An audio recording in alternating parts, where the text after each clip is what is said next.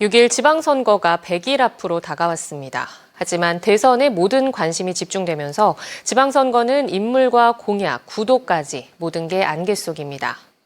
말로는 자치분권을 외치면서 사실상 지방선거를 대선에 종속시키고 있는 정치권의 모순된 행태를 김진아 기자가 취재했습니다. 6일 지방선거의 자치단체장 예비후보 등록이 시작됐지만 강원도지사 선거에는 20일째 아직 한 명도 등록하지 않았습니다. 춘천시장 1명을 제외하곤 원주 등 나머지 6곳도 시장 예비후보가 없습니다. 시장 예비후보 등록 첫날에만 원주 3명, 춘천, 강릉 각각 6명 등 29명이 출사표를 던졌던 4년 전과는 분위기가 딴판입니다. 3선 연임을 마친 최문순 지사와 원창묵 원주시장이 출마하지 못해 무주공산이 된 자리를 두고 어느 때보다 과열 경쟁이 예상됐지만 현실은 정반대로 가고 있습니다.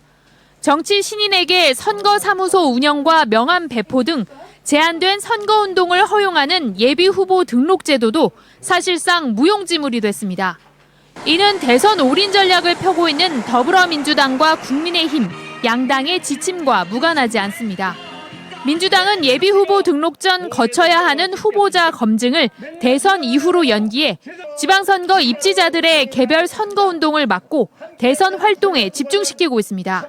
여야를 불문하고 이게 모든 지방의원 후보들이 다 자기 이름을 걸고 나오게 되면 이 유권자들이 혼란스러워서 누가 대통령 후보인지 알 수가 없게 될 것입니다. 그래서 국민의힘은 대선 활동 내역을 공천에 반영하겠다는 방침을 공개적으로 밝히고 지선 입지자들을 대통령 선거운동에 참여시키고 있습니다. 공직 후보 공천 신청 서류에 저희가 대선 활동 내역서라는 명칭으로 서류를 추가해서 받을 예정입니다. 안 그래도 대선이 블랙홀처럼 모든 이슈를 빨아들일 수밖에 없는데 양당의 노골적인 대선 올인 전략까지 겹치면서 지선 관심도는 역대 최저 수준으로 떨어진 상태입니다. 공약과 선거 구도는커녕 도지사, 시장 군수에 누가 뛰고 있는지조차 알 길이 없다 보니 예비 주자들은 이름을 알리기 위해 애꿎은 출판 기념회만 잇따라 열고 있습니다.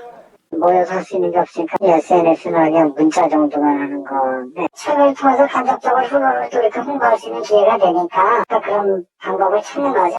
대선 이후 어느 쪽이 승리하든 4월에나 진행될 공천이나 경선 기준도 문제입니다. 사상 처음으로 지선 입지자 평가 항목에 대선 기여도가 포함될 전망인데 적절성 논란이 일고 있습니다.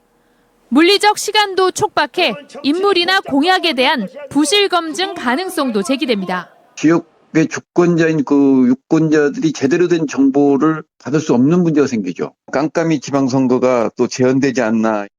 양당의 대선 캠프는 지방으로의 권력 이양과 자치 분권을 외치고 있습니다.